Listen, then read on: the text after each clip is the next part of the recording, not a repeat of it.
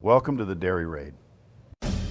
Presented with over 20 years of coaching experience, the Dairy Raid provides commentary and analysis of the schemes, the players, and the coaches who create Wisconsin football's new identity. Now here's your host, Ryan Anderson. All right, everyone, welcome back to the Dairy Raid and the second quarter of Wisconsin versus Nebraska. Starting off here after our Nebraska score. So 14-7 Cornhuskers. Badgers are taking over at midfield. So here we go. First play out, Badgers in 12 personnel. Motioning. And we're going to run play action off of split flow. Okay, Ashcraft tackled by the turf monster here. Ball a little bit behind, but that doesn't affect him falling down. Yeah, sometimes you just get tackled by the turf monster. So, liking the action here. Okay, so we're selling stretch. Nice boot action, footwork here by Bradenlock. I like that little pause right there. That helps seal the edge, set the edge, and allow him to gain depth, get the ball out in the flat to Ashcraft. Take a look at the blocking here real quick. Okay, we sell the stretch, and then we fan out and just gain depth. Allow them to outrush themselves upfield, and just a quick flick of the wrist. Easy set to feet. That can be tough for a right-handed quarterback to flip around like this and get the hips reset, but that's actually a pretty good job. All right, so not a bad way to start. Even with the fall down, we still gained 4 yards. So here we go. 11 personnel, 2x2, second GH lead. Okay, good push on the front side, got the pull. And we're wrapping with Huber. We're kicking out with Nowakowski. All right, not bad. Okay, so let's see where the tackler comes from. Okay, so Nebraska in a 3-3 look here. A tight front. Okay, so we get a shed on, is it Jack Nelson, I suppose. I like runner here. Chipping the nose to carry on to the linebacker. Doesn't actually end up blocking the linebacker. But I like how he hits 55 where 55 bends and is able to climb upfield. Okay, 3rd and 4. 3x1. 11 personnel. Okay, nice job here to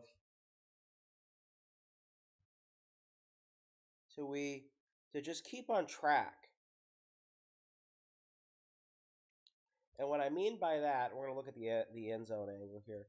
The tendency is for backs to make extra cuts where it's not really necessary. He just stays like on a nice level line, and he just accelerates, completes his acceleration, and uses his momentum to turn upfield. With that full speed momentum, that makes this cut right there that much more devastating because he's got full momentum behind him. A lot of times running backs will commit to cuts earlier before they have their momentum set, and it actually ends up slowing them down. Let's look at the blocking scheme. Okay, we're just outside zone here. We get a little caught up here in the combo that we're working between Huber and Renfro. Huber and Renfro on the 4-eye out here. 4-eye actually does a pretty good job of staying strong with Huber and then turning his back to Renfro, which allows the linebacker to come free. Now, he doesn't make the tackle,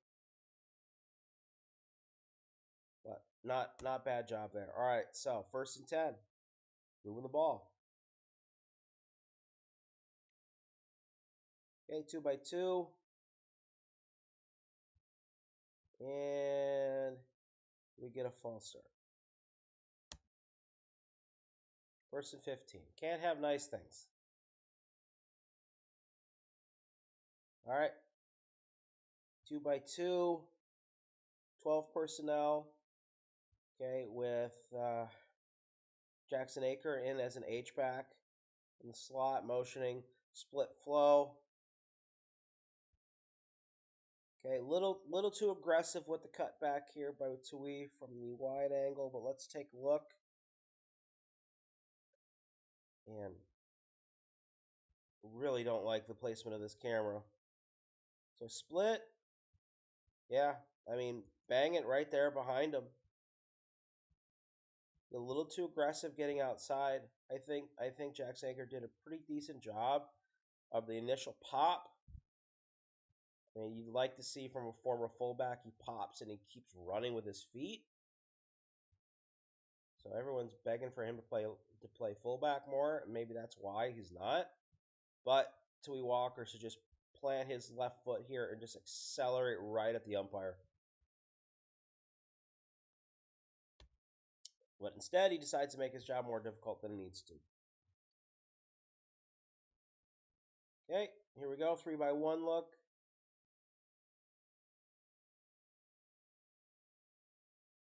Okay, just run a spot concept here. Outside's going to sit down. We're going to send Tretch to the corner. We're going to send our tight end to the flat. Simple triangle read. Sit the ball right in the middle of the triangle. Easy pitch and catch.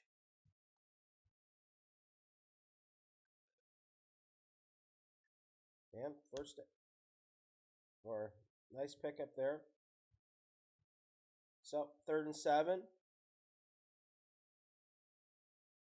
Okay, 3x1 condensed look down here at the bottom of the screen.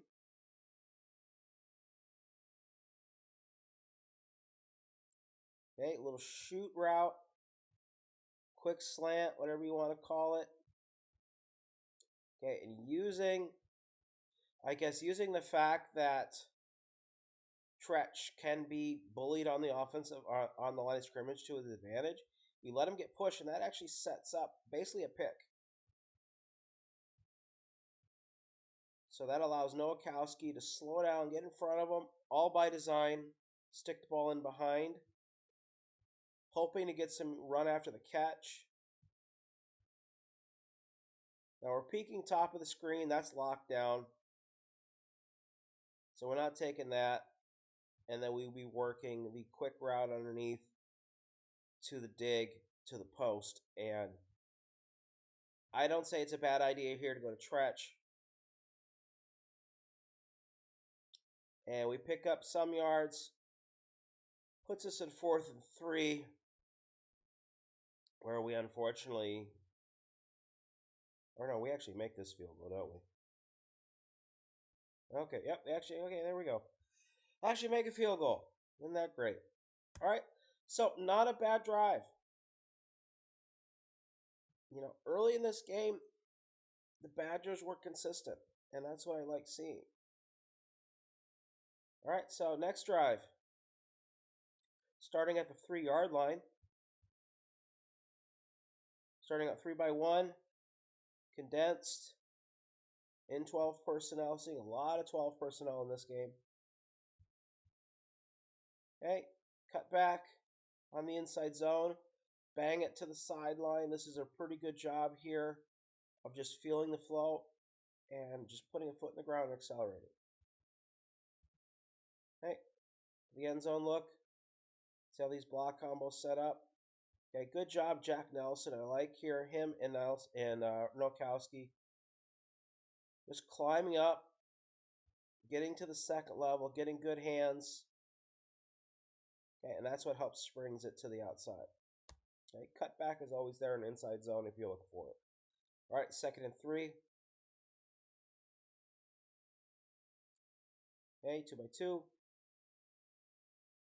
Open to the field, flipping the back to the weak side. Okay, quick inside run here. Okay, and Nebraska's just all over it. So let's take a look at the box. Is the read correct by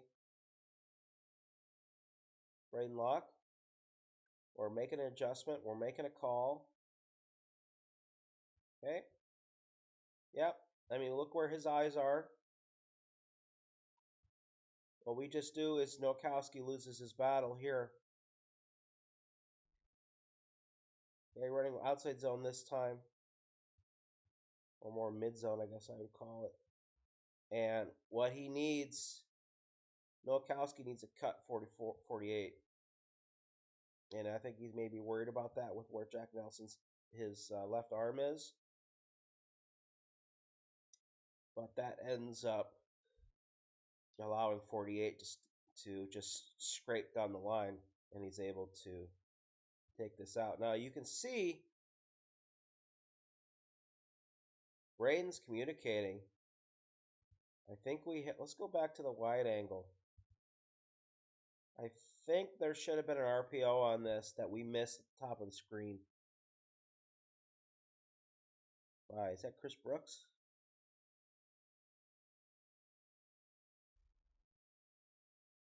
We can see when he comes back. Yeah, he was expecting outlet here. So let's take a look at the release of the corner. Oh yeah. Yep, that he was expecting outlet here. And he didn't get it. And that would have been easy yards. One, because we get the corner blitz, who ends up making the tackle. But you can't account for that. But you see where his eyes are. He wanted to rip it out. Oh, that's a missed opportunity. But 3rd and 2. Okay, motioning to 3-by-1.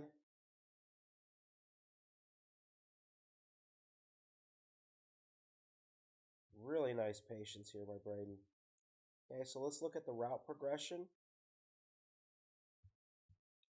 All right, so we got hitches and a slot fade bottom of the screen. I think he's looking slot fade to across,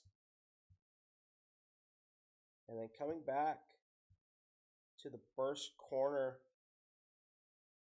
And what I like about this burst corner and the ball placement that we end up getting. All right, so we're going to get an inside release. We're going to carry it, and then we're going to break to the corner. That's not a very good angle, but you get what I'm working at here. So up, and then working here. And to the untrained eye, this ball looks underthrown. But Braden Locke puts this ball exactly where he wants it. Where the receiver is going to come downhill for the ball. The steeper he throws this, the more that safety is going to get into it. And we do a good job. The top of that little Chris Brooks here, that's a nice route. Sticking that outside foot in the ground and then coming back inside. Bam, bam, right there. And that creates the space. And we just sit it down there. Catch it right at the 31-yard line. We get a couple yards after the fact. So, nice job. Okay. Braden Locke is throwing the ball with some confidence in this game. And is showing some really good ball placement. All right. 2-by-2. Slightly condensed. C.J. Williams motioning to the flat. All right, here we're just trying to throw it away because Nebraska just covers this up really well. So it's only a 3-man route. Okay, so what we are getting here. So we're going to get our post. And my depths are definitely off on that. But you know what I'm working at here. And my shorter post, and then it looks like they were working a switch release to a wheel. And again, my drawing ain't the best, but you get the gist of it. So let's see our progression. So we're looking top of the screen here, we're looking to the wheel and then back to either the post or the crosser. And by the time he gets set to come back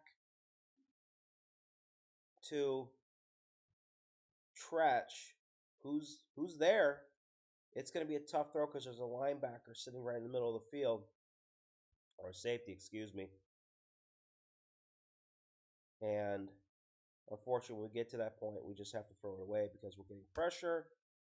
Because, as we discussed in the first quarter, Riley Mullman is not having a good start to this game. Again, standing too tall. And then when his edge leans on him, he leans forward. And then he just loses the edge. And that is enough right there. In a combination where, Braden's been told not to get these balls knocked down. He wants to sit and throw, and he pulls it down because he feels hands, and now he feels pressure from behind, so now we're just going to get rid of the football. So that's a smart decision. But little glance look here, or a play action. Boom, set up. He wants to hit that crosser, but the pressure comes right at the wrong time. So instead, leads us to 2nd and 10. Okay, 2 by 2. Open to the field, offset to the boundary. Okay, another spot route. Quick 3 drop, sit down, and we just drop the ball in to our H-back. Our H-back being Jackson Aker. And I think this H roll could be good for him. Because he has athletic ability. He lost a bunch of it when they moved him to tight end. Moved him to fullback. He got a lot slower. But he was a track star in high school. And so now we kind of, slimmed up to, or got in better shape to be a tailback. Didn't work out. So now best of both worlds playing H-back. Because he's got some quickness and he's got some burst and willingness to make contact. So it's a pretty good job there. Let's take a look at the pass protection real quick. Okay, and quick set pass protection like this is going to help. Okay, pretty good job, with maybe the notable exception of Joe Huber definitely getting beat off the line. And that's actually a pretty good job of Braden Locke to stay tall in the pocket, with 10 coming barreling down on the cross. So that's a good throw. All right, 1st and 10.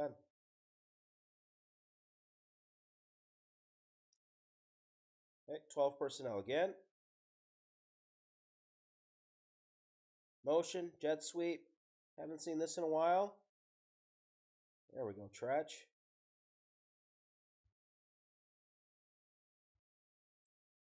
Boom. Get in his hands. Stick the foot in the ground. Let that number 1 overrun you. Stick your foot in the ground, accelerate past him, and then just use your speed. That's good to see. All right. Take a look at the blocking real quick. Okay. Big boy football. Okay. Okay. Not bad there okay.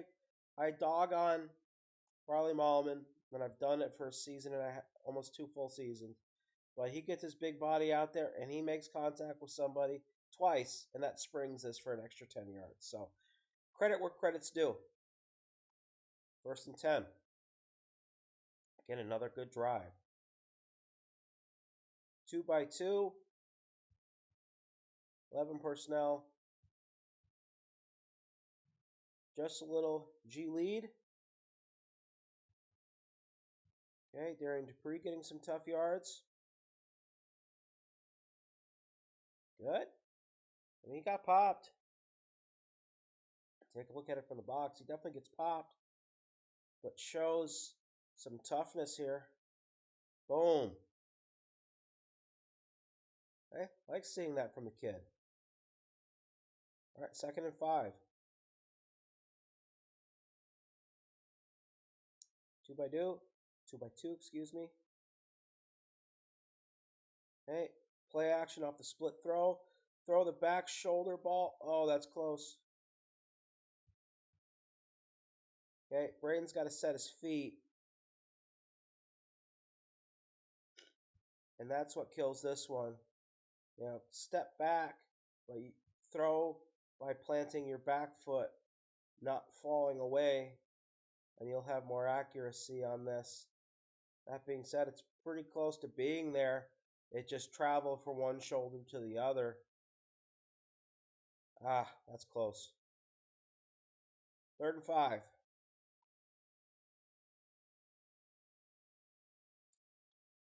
Okay, motion to 2 by 2. A little bit behind. Okay, so running the cross, leveling out.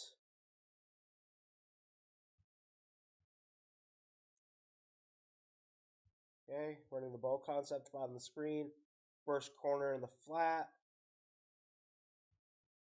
That's opening up. So we're 1, 2, 3, and then looks like we're just a little bit behind. Maybe we could see it better from this angle.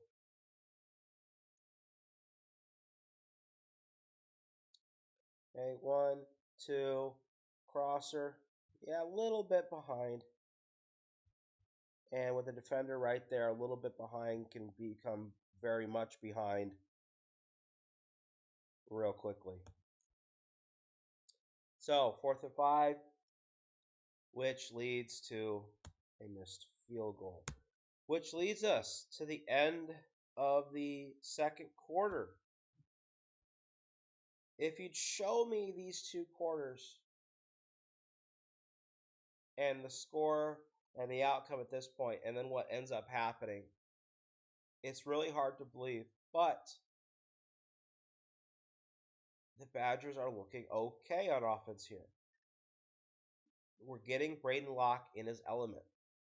Okay? Quick decisions.